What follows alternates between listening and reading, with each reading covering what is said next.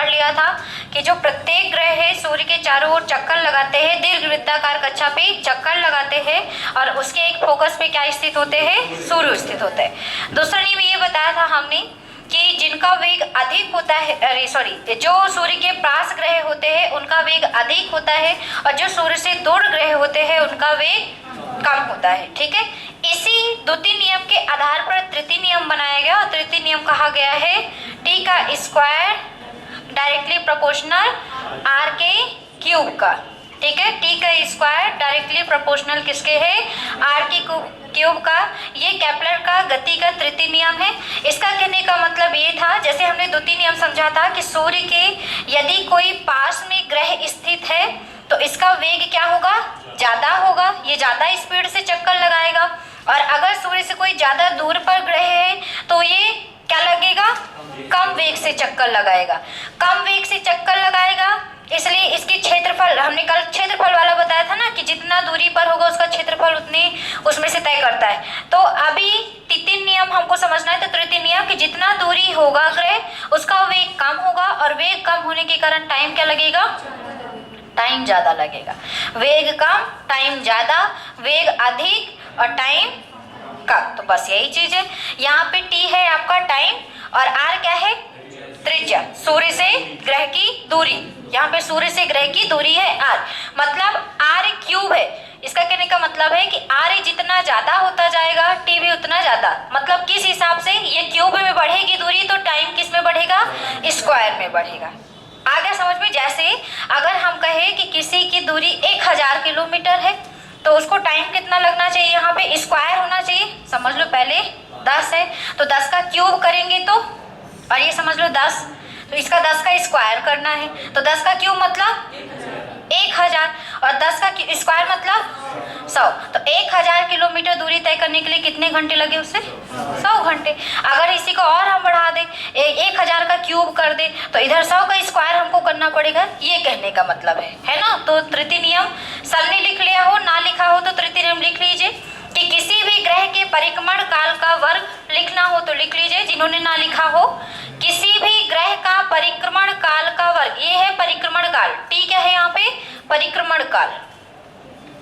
किसी भी ग्रह का परिक्रमण काल का वर्ग, किसी भी ग्रह का परिक्रमण काल का वर्ग सूर्य से औसत दूरी के घन के अनुक्रमानुपाती होता है। सूर्य से औसत दूरी के घन के अनुक्रमानुपाती होता है। किसी भी ग्रह के परिक्रमण काल का वर्ग सूर्य से औसत दूरी के घन के अनुक्रमानुपाती होता है। घन के अनुक्रमानुपाती, डायरेक्टली प्रोपोर्शनल होता है। यहाँ से एग्जांपल में समझ में आ गया है ना कि मतलब हमारा जितना इसका क्यूब में अगर हम बढ़ाते हैं तो टाइम किस में बढ़ेगा, स्क्वायर में बढ़ेगा। ठीक, तो इसको भी लिख लीजिएगा, T square directly proportional R cube के। किसी भी ग्रह के परिक्रमण काल का वर्ग सूर्य से औसत दूरी के घन के क्या होता है, अनुक्रमानुपाती होता है। तो यहाँ पे हम लोग के ग्रहों से गति से संबंधित नियम खत्म हो चुके हैं और हम ये कह सकते हैं कि ग्रहों के आपका ये जो चैप्टर था गुरुत्वाकर्षण बल का, वो पूरी तरह से यहाँ पे होता है खत्म। ठीक है, एक क्वेश्चन आता है आनंद, इसका आंसर आपको बताना है कि ग्रहों को कक्षा में स्थापित करने के लिए कौन सा वेग देना चाहिए, उनकी कक्षा कौन सी होनी चाहिए। पृथ्वी के चारों ओर चक्कर लगाने के लिए अगर हम किसी उपग्रह को भेजना चाह रहे हैं तो उसकी कक्षा क्या होनी चाहिए, उसका वेग क्या होना चाहिए और उसकी ऊंचाई कितनी होनी चाहिए पृथ्वी की सतह से।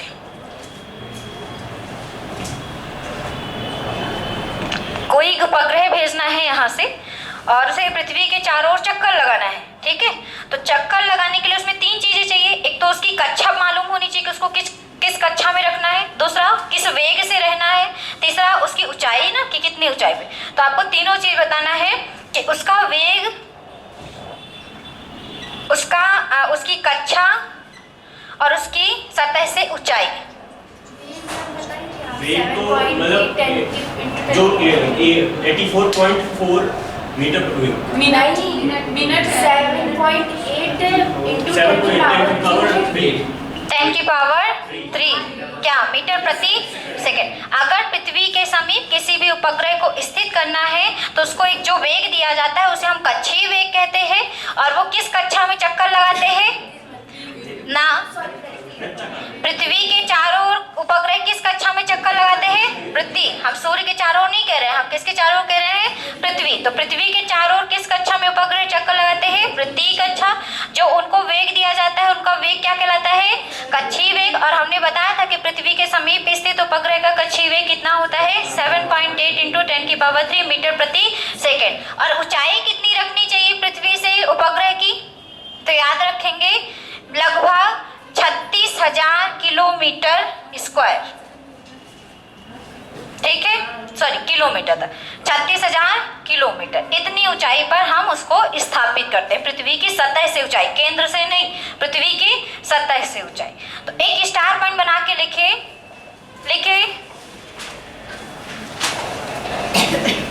किसी उपग्रह को पृथ्वी की वृत्तीय कक्षा में, किसी उपग्रह को लिखिए स्टार पॉइंट बना के, किसी उपग्रह को, सैटेलाइट कहते हैं उपग्रह को, किसी भी उपग्रह को पृथ्वी की वृत्तीय कक्षा में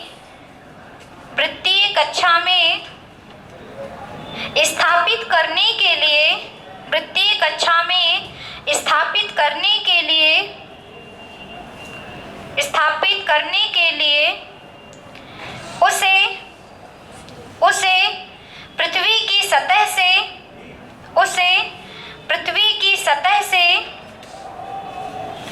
36,000 किलोमीटर की ऊंचाई पर, उसे पृथ्वी की सतह से 36,000 किलोमीटर की ऊंचाई पर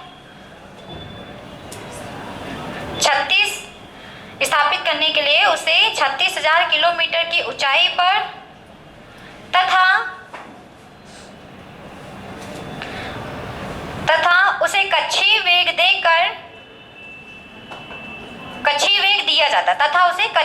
दिया जाता है।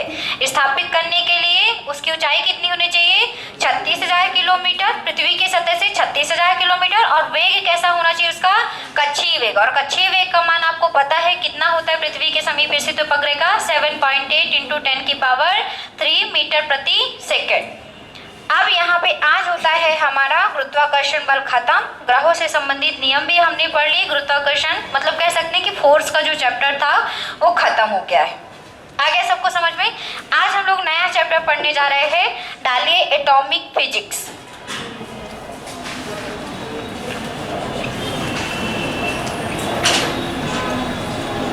परमाणु भौतिकी या आधुनिक भौतिकी भी इसे कहते हैं, परमाणु या आधुनिक भौतिकी, मॉडर्न फिजिक्स भी कहते हैं इसको, परमाणु या आधुनिक भौतिकी। चलिए समझाया जाए।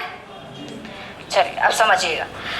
पेपर में यहाँ से क्वेश्चन, अभी रिसेंटली में जो जेल प्रहरी का और एनटीपीसी का पेपर हुआ था, यहाँ से एक क्वेश्चन अभी बना था। मैंने एक ही पेपर देखा था, उसमें एक क्वेश्चन इससे ये आया था कि आपके नाभिकीय भौतिकी के जनक किसे कहा जाता है। किसे कहते हैं नाभिकीय भौतिकी का जनक?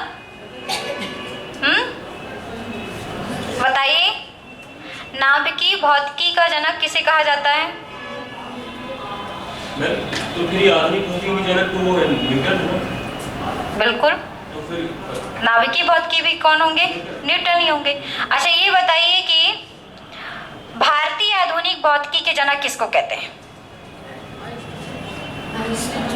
भारतीय पूछ रहे हैं, भारतीय, तो भारतीय मतलब भारत के ही होंगे कोई, तो भारतीय आधुनिक भौतिकी के जनक कौन है बताइए? भारत में नाभिकीय भौतिकी के जनक कौन है? दो क्वेश्चन बनते हैं। अभी आपने जो बोला ना आधुनिक भौतिकी, उसका न्यूटन आंसर बन सकता है, लेकिन अगर हम ये पूछ लें आपसे कि नाभिकीय भौतिकी के जनक कौन है, तब हम न्यूटन नहीं बता सकते। तब हम नाम लेंगे किसका? रदरफोर्ड का। ठीक है, अगर पेपर में आ जाए कि नाभिकीय भौतिकी के जनक कौन है तो कौन है? रदरफोर्ड है। और अगर पेपर में आ जाए कि भारत में नाभिकीय भौतिकी के जनक या भारतीय नाभिकीय भौतिकी के जनक कौन है, तो याद रखेंगे कौन है? डॉक्टर होमी जहांगीर भाभा।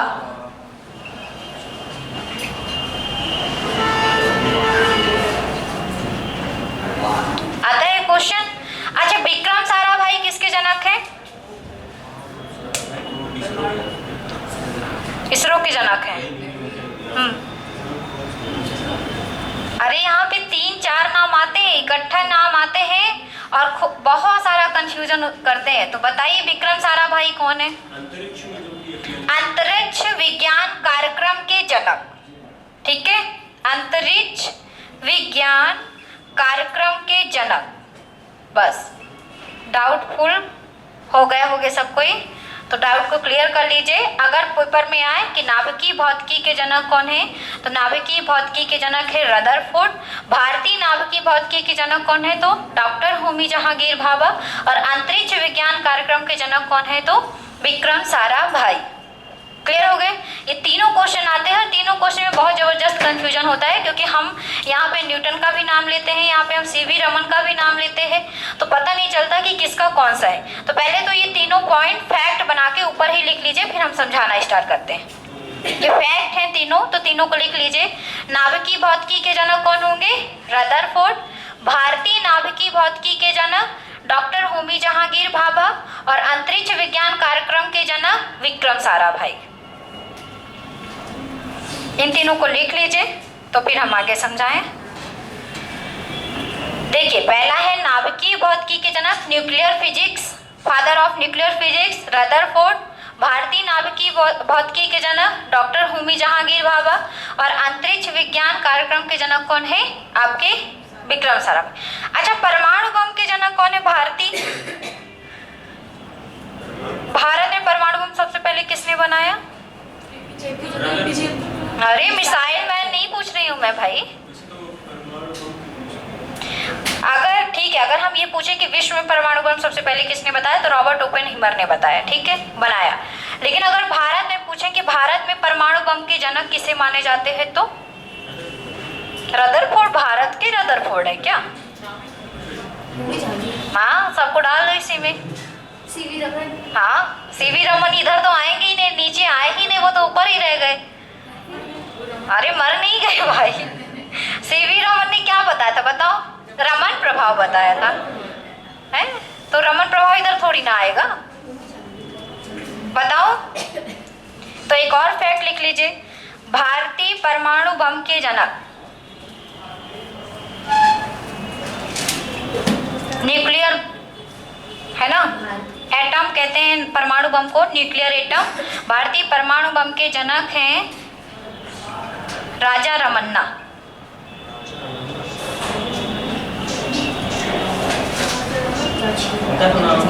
हाँ, आप लोगों ने नहीं सुना है, ये मुझे पता है, ठीक है। तो कौन है?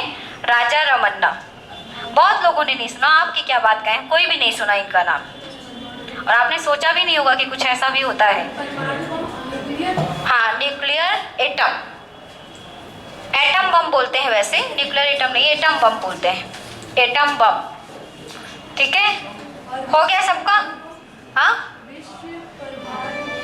अब उसका बाद में लिखाएंगे, अभी मत लिखो, अब नहीं लिखवाएंगे, अब ज़्यादा बता दी ना, 4 चीज़ें हो गई, ज़्यादा हो गया।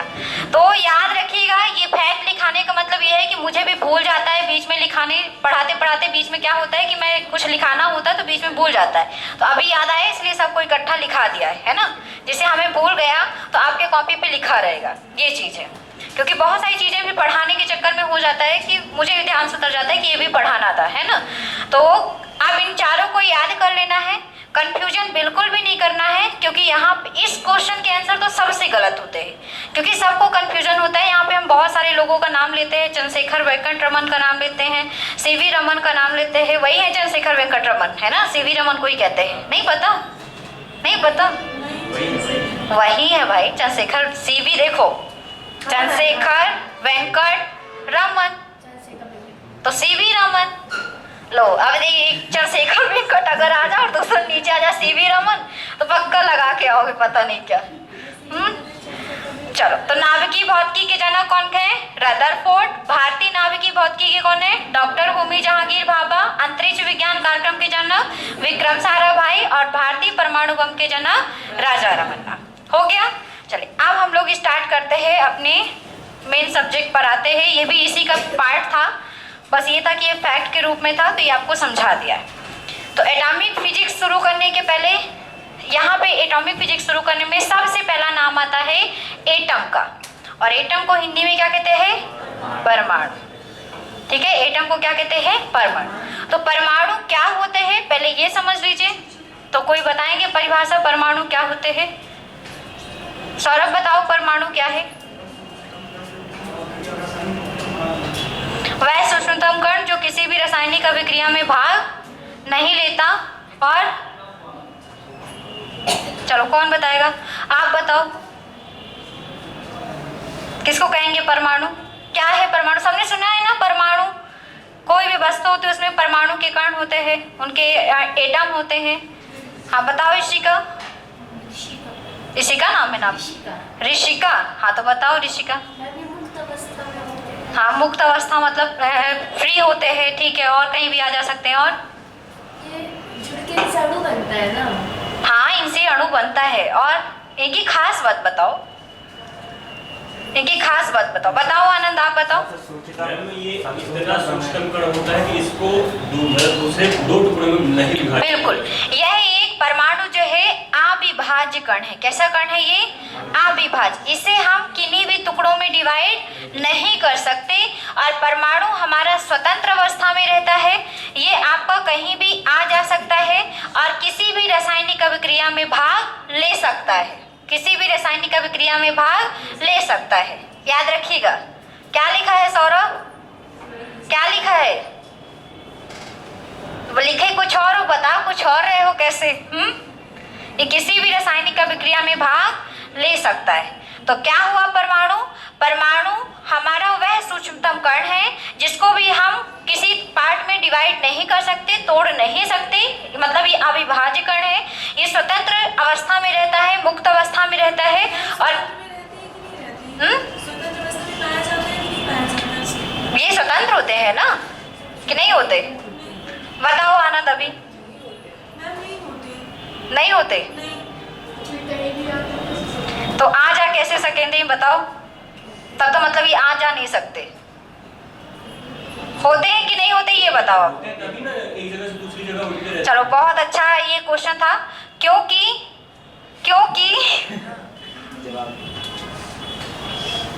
स्वतंत्र नहीं होते, क्योंकि इसके जो परमाणु की संरचना में जो भाग लेते हैं वो की तीन चीजें हैं। एक होती है न्यूट्रॉन, एक होती है प्रोटॉन और एक होते हैं। इन तीनों से ही मिलकर हमारा क्या बना होता है? परमाणु बना होता है। और कभी भी न्यूट्रॉन नहीं जा सकता बाहर, कभी भी प्रोटॉन नहीं जा सकता, और बिना फालतू का ये भी नहीं जा सकता। जब इनके बीच जो आकर्षण होता है वो नाभिकीय बल होता है। नाभिकीय बल इतना कमजोर नहीं होता कि इसको कहीं भी जाके फुदकने दे, है ना? इतना कमजोर नहीं होता कि इसको कहीं भी जाके फुदकने दे। इसलिए कहते हैं, उन्होंने क्वेश्चन जब उठाया ना तभी मेरे माइंड पे क्लिक किया कि ये जो प्रोटॉन, न्यूट्रॉन और इलेक्ट्रॉन है ये कहीं भी आ जा नहीं सकते, अपनी मर्जी से बिल्कुल भी नहीं। जब इनको आकर्षण कहीं और से मिलता है और जब हमारा उसका आकर्षण बल इसके आकर्षण बल से क्या होता है? कमजोर होता है, तभी इसका इलेक्ट्रॉन उधर जाता है, नहीं तो नहीं जाता है। तो इस कारण से हम कह सकते हैं कि जो परमाणु है वो स्वतंत्र नहीं होते, क्योंकि इनके जो कण है इलेक्ट्रॉन, प्रोटॉन और न्यूट्रॉन जो है ये स्वतंत्र अवस्था में नहीं होते। ठीक है, तो क्या हुआ? एटम क्या है? एटम एक अविभाज्य कण है। ये स्वतंत्र अवस्था में नहीं होते, परंतु ये रासायनिक अभिक्रिया में भाग लेते हैं। और इनसे बनता है, परमाणुओं से ही मिलकर क्या बनता है? आपका अणु बनता है। ठीक है, मॉलिक्यूल बनते हैं और कई सारे परमाणुओं से मिलकर एक अणु का निर्माण होता है। अणु जो होते हैं आपके स्वतंत्र अवस्था में होते हैं। ठीक है ना, याद रखेंगे, स्वतंत्र अवस्था में रहते हैं। और परंतु खास बात यह है कि अणु आपकी रासायनिक अभिक्रिया में भाग नहीं लेते। ये भाग लेते हैं, ये भाग नहीं लेते। दोनों में बस इतना ही डिफरेंट है, याद रखिएगा। फिर से समझिए, परमाणु क्या है? परमाणु एक अविभाज्य कण है, इसको हम तोड़ नहीं सकते। ये स्वतंत्र अवस्था में नहीं होते क्योंकि इनके इलेक्ट्रॉन, प्रोटॉन जो न्यूट्रॉन होते हैं वो कहीं भी आ जा नहीं सकते और ये रासायनिक अभिक्रिया में भाग लेते हैं। ठीक है, परमाणु हमारे मुख्यतः तीन तो आपके जो छोटे छोटे इनके कण होते हैं, neutron, proton, electron, specially in तीनों से मिलकर बने होते हैं। इसके अलावा इसमें और भी कण होते हैं, जैसे आपका पॉजिट्रॉन। इसके अलावा इसमें और कण होते हैं, पॉजिट्रॉन, मेसॉन, है ना, एंटी इलेक्ट्रॉन, एंटी इलेक्ट्रॉन, शायद तक कि आप लोग ने ये नाम सुने हो।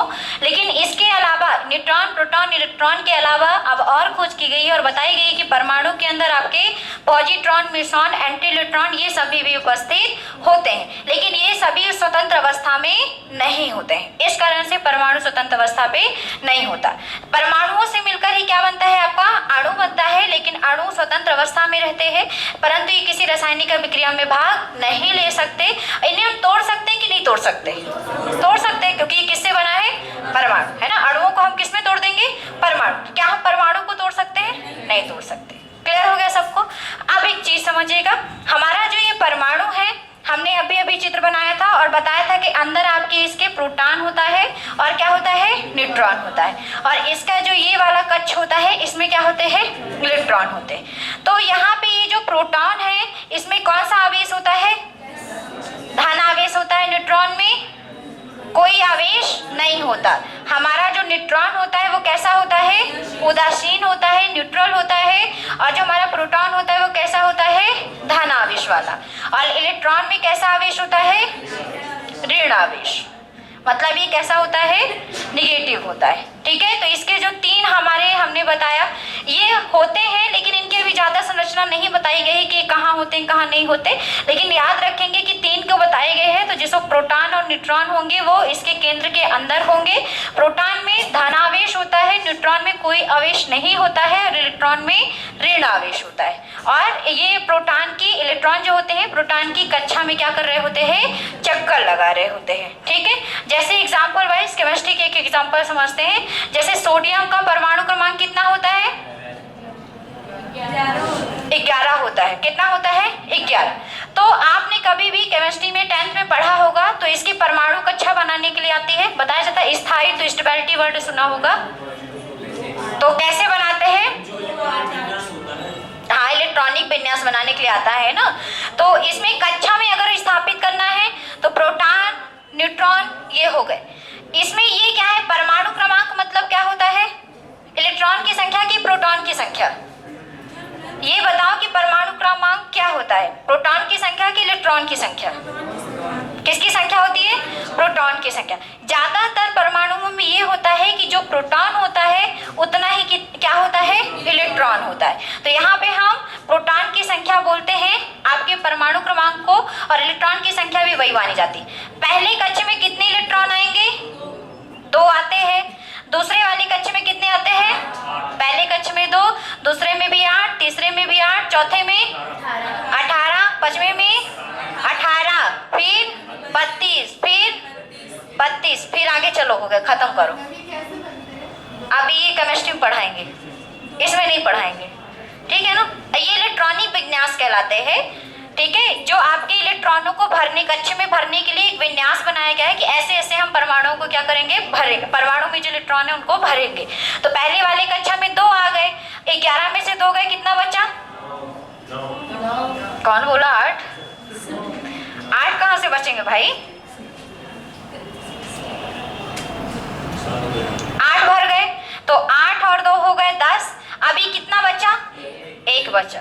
तो ये 1 इलेक्ट्रॉन इसके लास्ट में है, और जहाँ पे जितने इलेक्ट्रॉन अधिक होते हैं वहाँ पे स्थायित्व उनका ज़्यादा होता है, और ये एक अकेला है इसलिए इसका स्थायित्व क्या है, बहुत कम है ना। मतलब इसके साथ अगर हम क्लोरीन को लिख दें, क्लोरीन का मान कितना होता है, 17।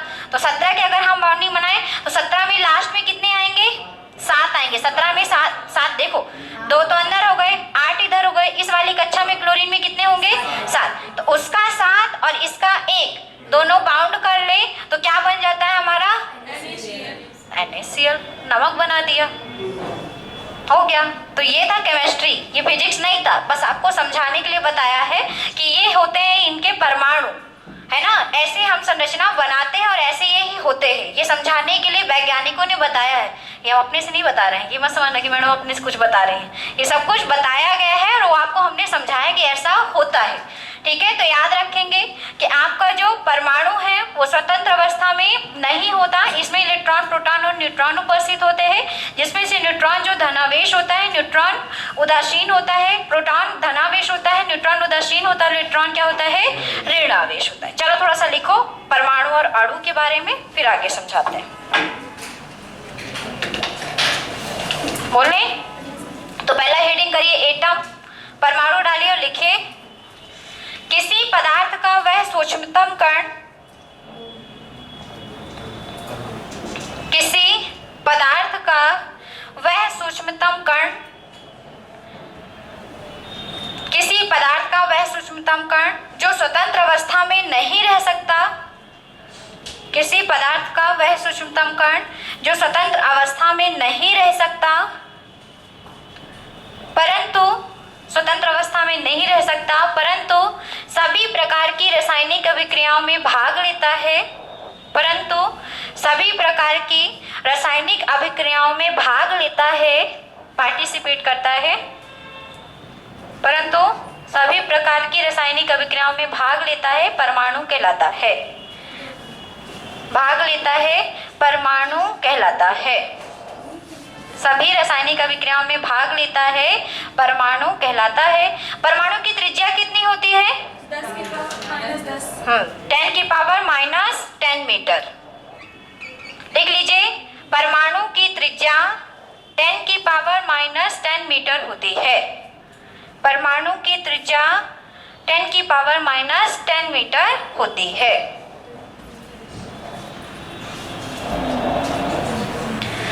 चलिए अणु लिखिए, मॉलिक्यूल लिखिए, लिखिए इसमें यह परमाणुओं से मिलकर बनते हैं, इसमें लिखना है, अणु पे लिखना है, यह परमाणुओं से मिलकर बनते हैं, यह परमाणुओं से मिलकर बनते हैं, यह परमाणुओं से मिलकर बनते हैं तथा स्वतंत्र रहते हैं, तथा स्वतंत्र रहते हैं, परमाणुओं से मिलकर बनते हैं तथा स्वतंत्र रहते हैं, परंतु तथा स्वतंत्र रहते हैं परंतु रासायनिक अभिक्रियाओं में भाग नहीं लेते हैं, परंतु रासायनिक अभिक्रियाओं में भाग नहीं लेते हैं, पार्टिसिपेट नहीं करते हैं, रासायनिक अभिक्रियाओं में भाग नहीं लेते हैं। चलिए अब आते हैं, हेडिंग करिए नाभिकीय बल, हेडिंग करिए नाभिकीय बल, न्यूक्लियर फोर्स। अब देखिए, अभी एक चीज हमने आपको बताई थी, बातें नहीं कीजिए, बातें करेंगे तो समझ में कैसे आएगा। एक चीज हमने बताई कि इसमें नाभिक में क्या होते हैं, प्रोटॉन और न्यूट्रॉन होते हैं, ये पॉजिटिव होगा, ये न्यूट्रल होता है और इलेक्ट्रॉन होते हैं। अब ध्यान से समझिएगा, क्या हमने बताया है अभी कि जो हमारे परमाणु होते हैं इनकी जो कक्षा होती है इसमें इलेक्ट्रॉन क्या कर रहे होते हैं, चक्कर लगा रहे होते हैं। तो इलेक्ट्रॉन, प्रोटॉन और न्यूट्रॉन, इनके बीच में एक फोर्स लगता है, इनके बीच में एक फोर्स लगता है जिसे हम कहते हैं नाभिकीय बल। क्या कहते हैं? नाभिकीय बल, न्यूक्लियर फोर्स। ठीक है, नाभिक द्वारा, इसके नाभिक, इसको नाभिक कहते हैं, ठीक है, परमाणु का इसको नाभिक कहते हैं जिसमें प्रोटॉन और न्यूट्रॉन होते हैं। तो इन प्रोटॉनों और न्यूट्रॉनों के कारण इस नाभिक में, नाभिक के द्वारा बल लगाया जाता है, जिस बल को हम क्या कहते हैं, नाभिकीय बल कहते हैं। और ये जो नाभिकीय बल होते हैं, हमने ये बताया था कि नाभिकीय बल सबसे प्रबल बल माने जाते हैं, बताया था कि नाभिकीय बल कैसे बल माने जाते हैं, सबसे प्रबल बल माने जाते हैं। यहाँ पे एक चीज पूछी जाती है, नाभिक की त्रिज्या कितनी होती है, कितनी होती है नाभिक की त्रिज्या? 10 की पावर -15, 10 की घाते -15 मीटर। याद रखेंगे, नाभिक की त्रिज्या कितनी होती है आपकी? 10 की पावर -15। कभी कभी किसी किसी बुक में आपको ये भी मिल जाएगा, 10 की घात -14 भी मिल जाता है, लेकिन ये सही नहीं है। याद रखेंगे कितना होता है, 10 की घात -15 मीटर होता है। ठीक है, क्लियर हो गया सबको? फर्मी होगा कि मीटर होगा ये बताओ? फर्मी होगा ना, क्योंकि न्यूक्लियर की त्रिज्या ज्ञात करने के लिए हम फर्मी का यूज करते हैं, और एक फर्मी बराबर 10 की घात -15 होता है। ठीक है, तो याद रखेंगे कि हमारी जो नाभिक की त्रिज्या है वो कितनी होती है, 10 की घात -15 फर्मी होती है। और जो हमारी नाभिक होती है, इसका जो बल होता है वो लगभग 3 फर्मी तक लगता है। कहाँ तक? 3 फर्मी तक। ठीक है ना, याद रखेंगे 3 फर्मी तक इनका फोर्स ज्यादा लगता है।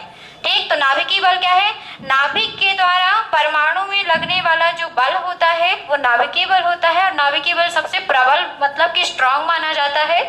और नाभिक की जो त्रिज्या होती है वो कितनी होती है? 10⁻⁻15 फर्मी होती है। और जो नाभिक से जो बल लग रहा है वो कितने फर्मी तक ज्यादा लगता है? 3 फर्मी तक लगता है। ठीक है, अब चलिए इसको लिखिए, नाभिकीय बल डालिए, हेडिंग करिए न्यूक्लियर फोर्स और लिखिए नाभिक में उपस्थित कणों को बांधे रखने के लिए नाभिक में उपस्थित नाभिकीय बल पे लिखना है, न्यूक्लियर फोर्स पे लिखो। नाभिक में उपस्थित कणों को बांधे रखने के लिए, कणों को बांधे रखने के लिए, कणों को बांधे रखने के लिए नाभिक द्वारा जो बल लगाया जाता है, नाभिक द्वारा जो बल लगाया जाता है, कणों को बांधे रखने के लिए नाभिक द्वारा जो बल लगाया जाता है उसे नाभिकीय बल कहते हैं। नाभिक द्वारा जो बल लगाया जाता है उसे नाभिकीय बल कहते हैं, नाभिकीय बल कहते हैं। नाभिक की त्रिज्या, नाभिक की त्रिज्या 10⁻⁻14 त्रिज्या मीटर पे ही होगी। फर्मी होती है,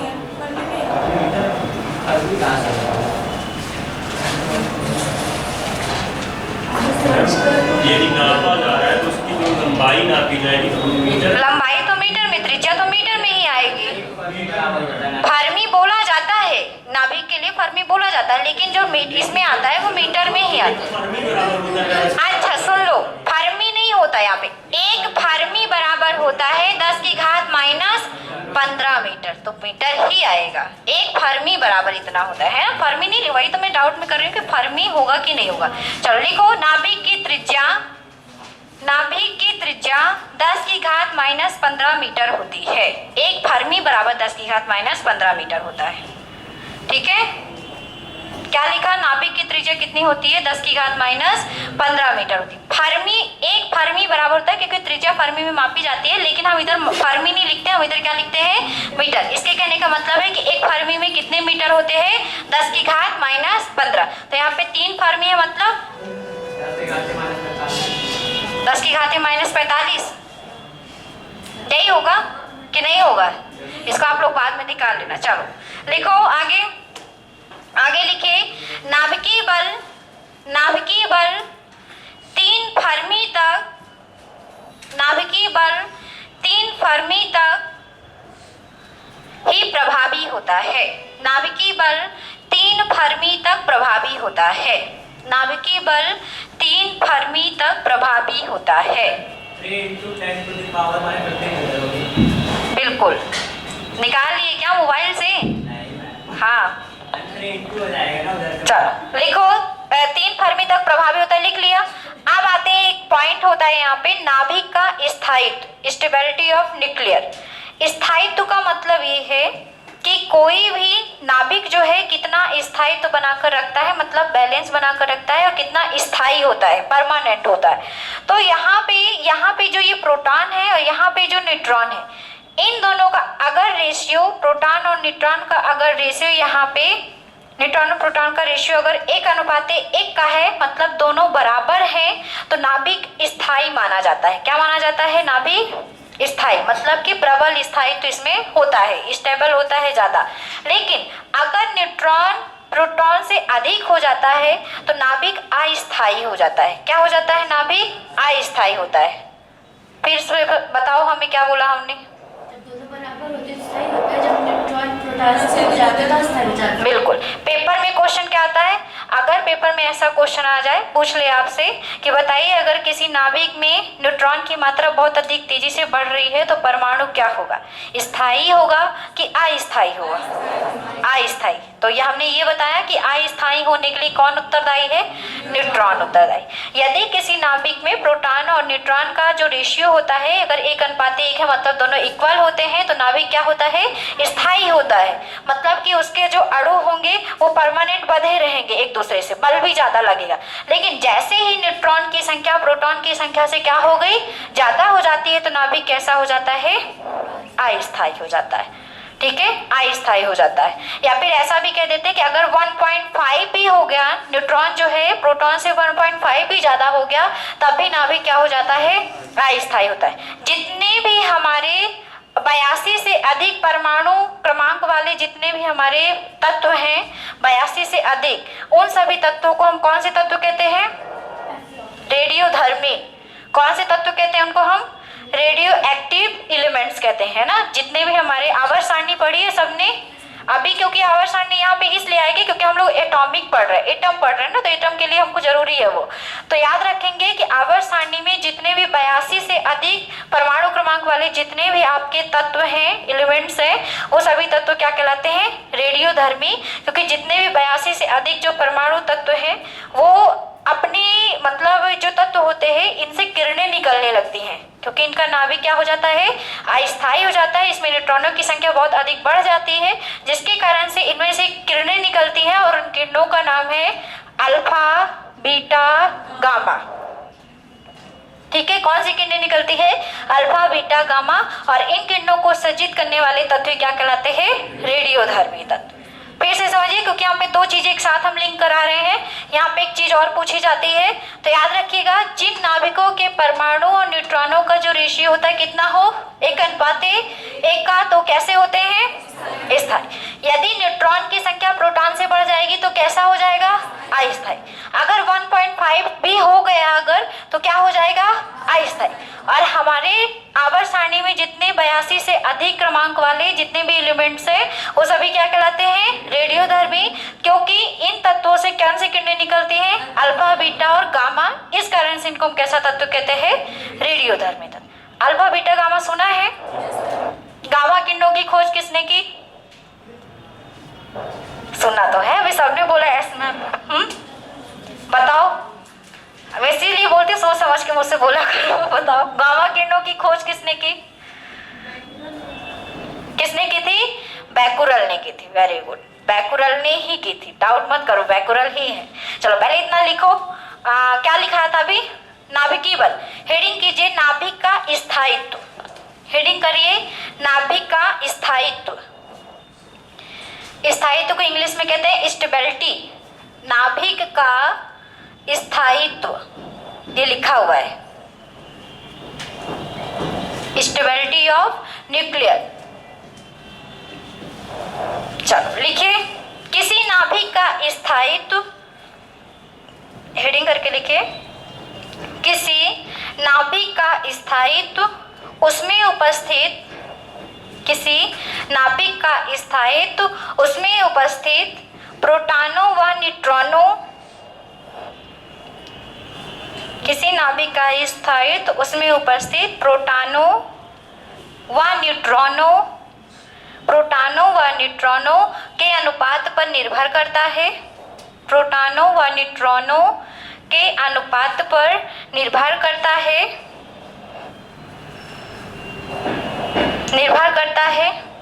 जिन परमाणुओं के नाभिक में, जिन परमाणुओं के नाभिक में, जिन परमाणुओं के नाभिक में, जिन परमाणुओं के नाभिक में न्यूट्रॉन व प्रोटॉन का अनुपात, जिन परमाणुओं के नाभिक में न्यूट्रॉन व प्रोटॉन का अनुपात, न्यूट्रॉन व प्रोटॉन का अनुपात 1:1 होता है, 1:1,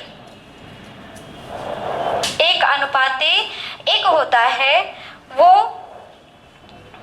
वो सर्वाधिक स्थायी होते हैं, वो सर्वाधिक स्थायी होते हैं। 1:1 होता है, वो सर्वाधिक स्थायी होते हैं। जबकि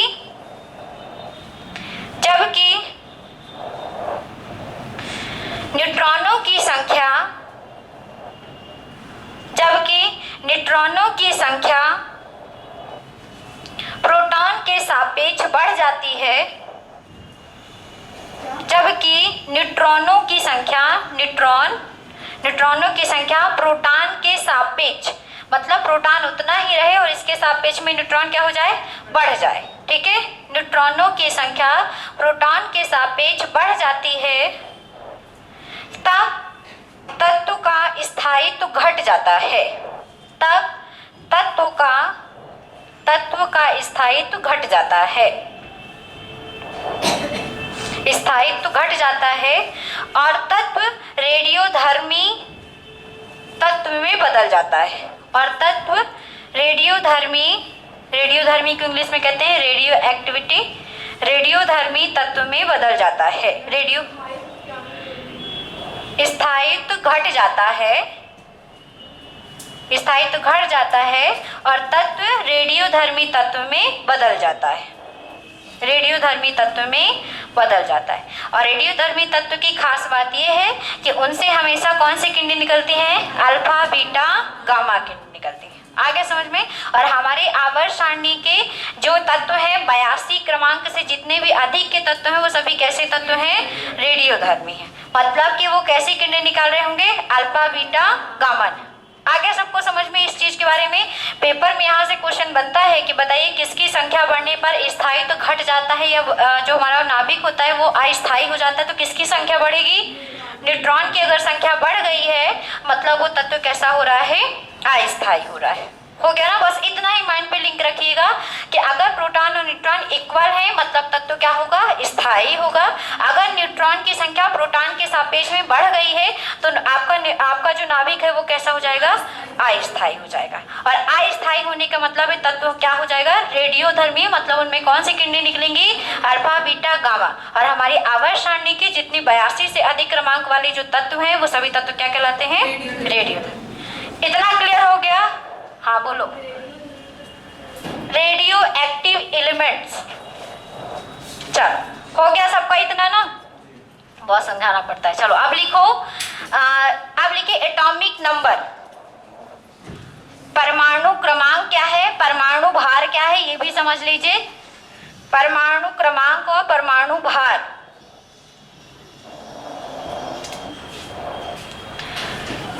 अब समझ लो, अब पहले समझ लेना इसके बाद लिखना, नहीं तो लिखने के चक्कर में सब भूल जाते हो आप लोग।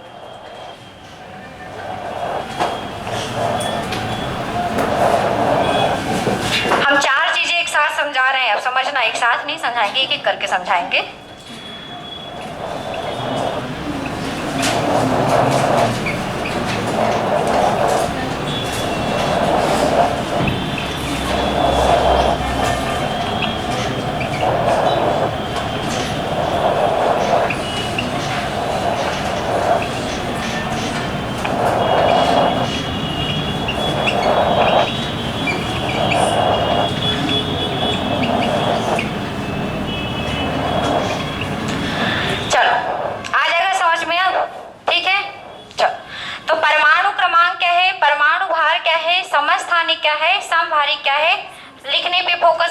कोई भी समझने पे फोकस करेंगे अभी, ठीक है। परमाणु क्रमांक, परमाणु में उपस्थित प्रोटॉनों की संख्या को, प्रोटॉनों की संख्या फिर से समझिएगा, ये इधर कौन था, बीच में कौन थे, तो हम ये कह रहे हैं कि परमाणु क्रमांक किसको कहते हैं, परमाणु में उपस्थित प्रोटॉनों की संख्या को हम क्या कहते हैं, परमाणु क्रमांक। मतलब अगर पेपर में पूछ रहा है, आपको ऐसा दिया है, समझना ये 10वीं का क्वेश्चन है, आपसे आता है, सबसे आता है, सबने किया भी है। यदि क्वेश्चन आ जाए कि किसी तत्व का परमाणु क्रमांक 29 है तथा, अरे रुक जाओ, क्वेश्चन ही गलत हो गया, तब तो सब पता चल गया ना। अच्छा, किसी तत्व का आपका, किसी तत्व के प्रोटॉन की संख्या जो है 29 है और न्यूट्रॉन की संख्या समझ लो यहाँ पे कुछ 30 है, ठीक है। न्यूट्रॉन की संख्या 30 है और प्रोटॉन की संख्या 29 है। तो अभी केवल बताना क्या नाम है आपका, हाँ प्रज्ञा। तो बताओ प्रज्ञा, एटॉमिक नंबर उसका कितना होगा, क्वेश्चन सुन लो।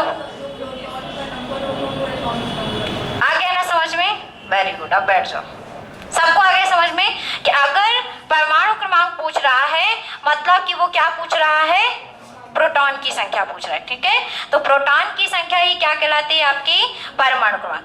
ज्यादातर केस में ऐसा होता है कि प्रोटॉन और इलेक्ट्रॉन की संख्या क्या होती है, इक्वल होती है, तो हम कभी कभी इलेक्ट्रॉन को भी क्या कह देते हैं, आपका परमाणु क्रमांक कह देते हैं। ठीक है, ये क्लियर हो गया, प्रज्ञा आ गया समझ में। ठीक है, तो याद रखेंगे परमाणु क्रमांक क्या है, प्रोटॉन की संख्या हमारी क्या कहलाती है, परमाणु क्रमांक। परमाणु भार समझिए, एटॉमिक मास।